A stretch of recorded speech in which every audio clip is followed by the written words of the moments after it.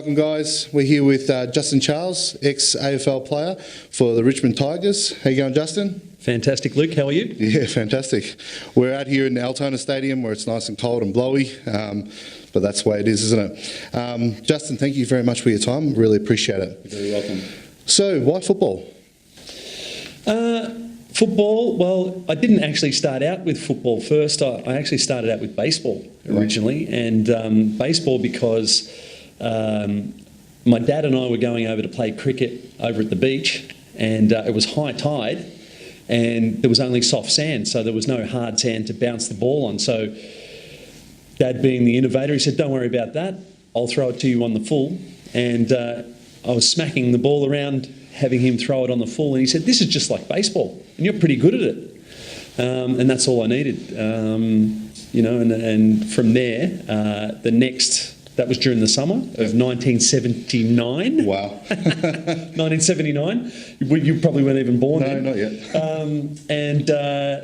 The next summer I came back to school and I sat next to a guy, this was in grade 3, 1979, grade 3, sat next to a kid, John Bowyer. I hadn't seen or met this kid from grade prep till grade 3, but I ended up sitting next to him, and his grandfather was Marty Bowyer, who was one of the legends of the Williamstown Baseball Club. So John took me down, and that's where I started at Williamstown. Oh, awesome.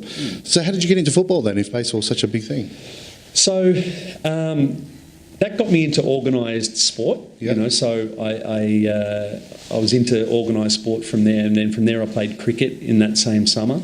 And then following into grade 4, 1980, that's when I started football. And we played football in the schoolyard. Yep. But basically, my first love was probably baseball.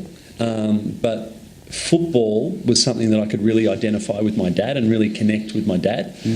And when I started showing a bit of promise with football, he started paying me more attention, and I equated, the loving attention of my father with football, and that was a real powerful motivator. Awesome. It was a powerful motivator. That, and when I realised the two cutest girls in grade 2, Catherine Searle and Colette Burgoyne. Hi, if you're watching. Probably not.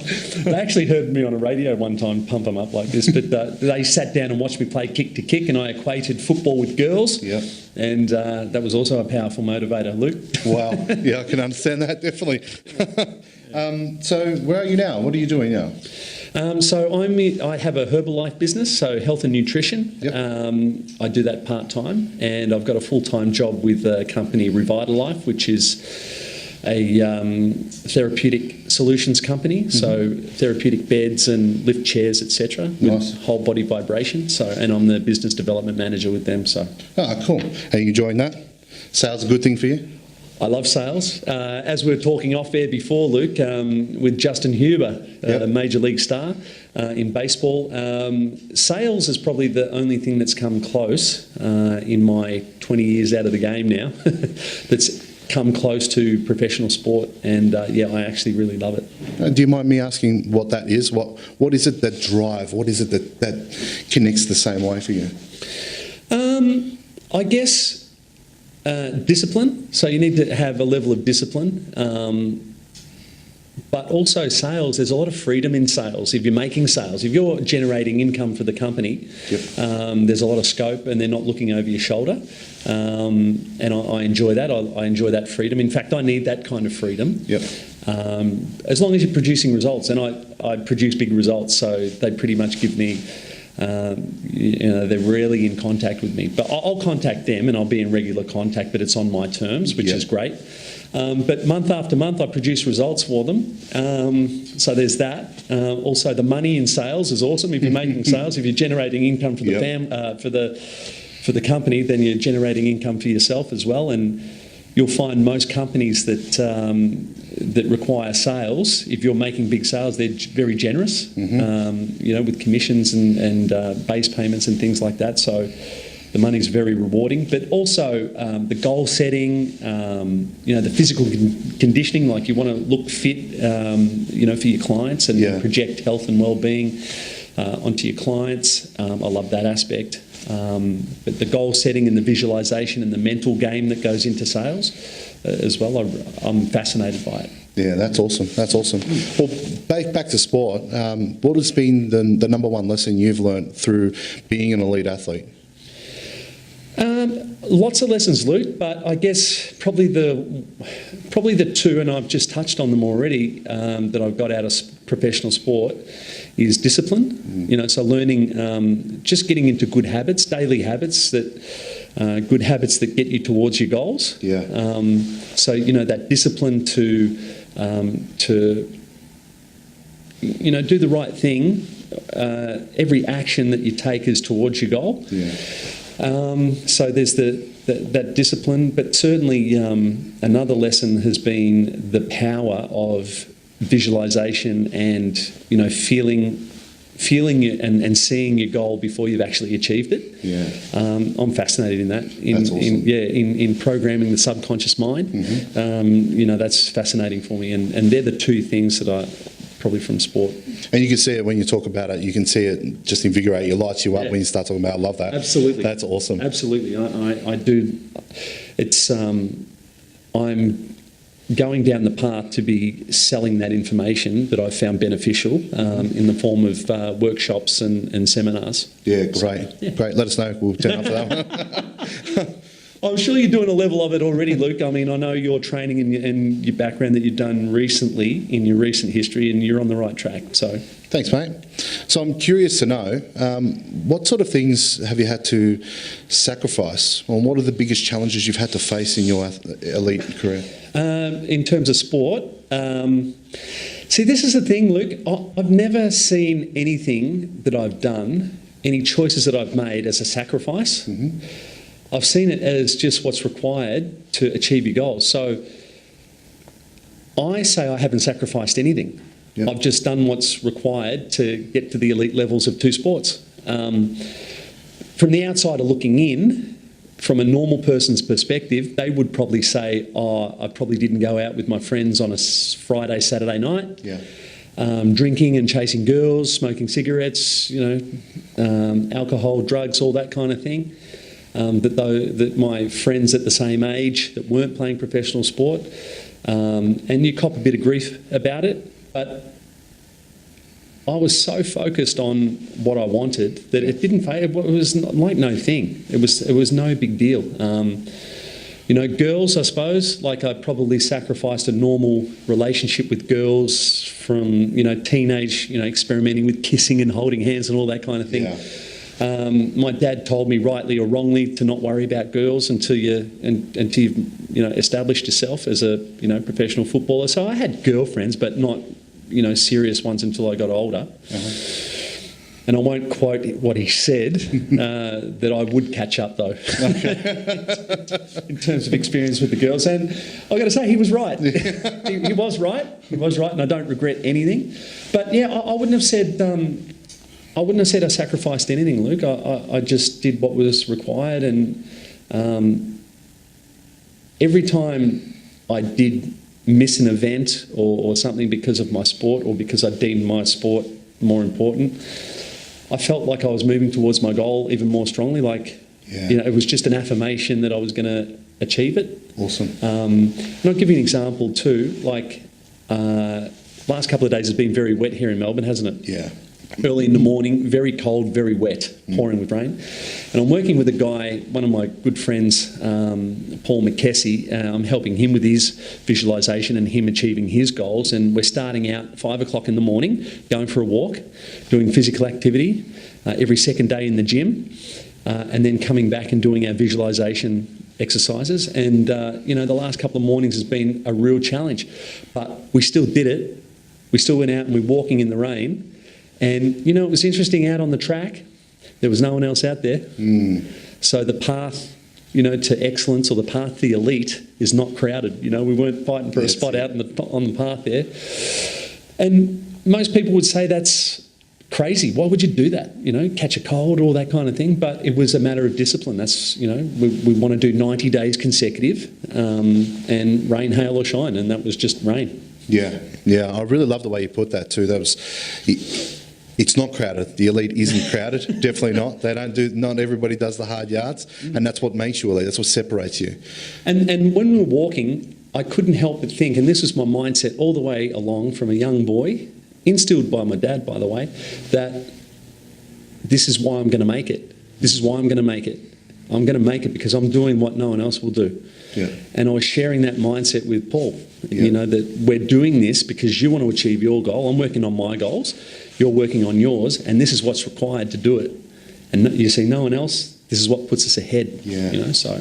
Do you mind if I ask you what sort of challenges you faced post-career? Yes, that's a good one. And Luke, as motivated and turned on and switched on and focused as I am now, probably took me a decade to get back on my feet after professional football, and I didn't leave on the best of terms with football, with the steroid debacle that happened in my life, but it wasn't so much that, it was just having to end a career so abruptly with injury, and have your source of income taken away so quickly and overnight, and I wasn't ready for it. But there is no preparing. There is no preparing for that.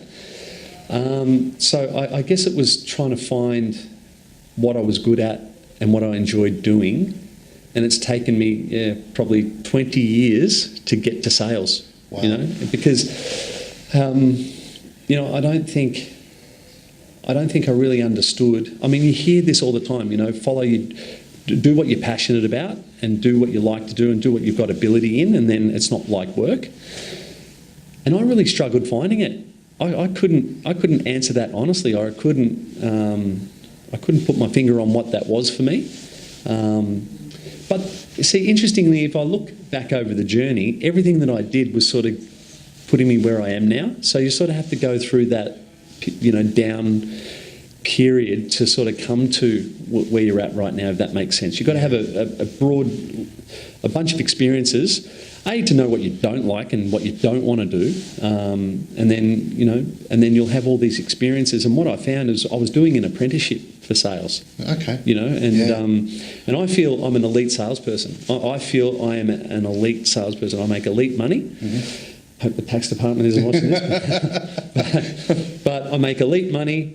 I'm an elite performer within the pointy end of sales, and I feel I'm a sales professional. I study it, I work on it, I visualise it, I feel it, and it's taken me till then to have all these broad experiences to show me what this is it. Yeah, yeah. Thank you so much for sharing that. That's awesome.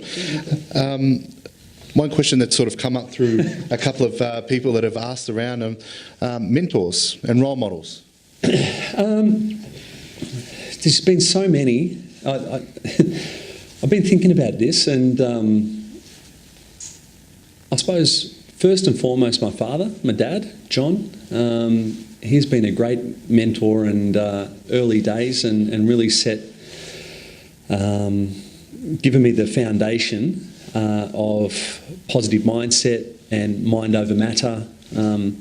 I remember him asking me, he used to always ask me, how did I feel before the game?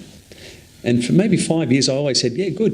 And then one day, probably when I was entering puberty, probably around 14 or 15, he asked me how I was feeling before a game of football. And I said, actually, I don't feel so good. And it was like he was waiting for that moment, because he goes, great, it's just a feeling, play well anyway. Wow.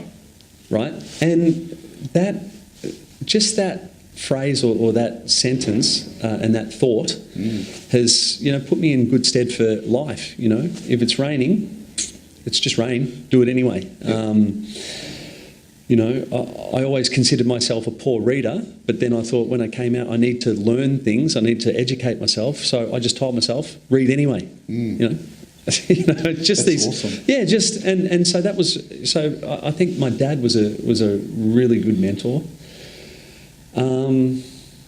Role models, I really loved Doug Hawkins as a player. I was a Bulldog supporter growing up, and I just loved him, and he became a good friend of mine too. We were teammates. I played in his 250th and 300th game. Awesome.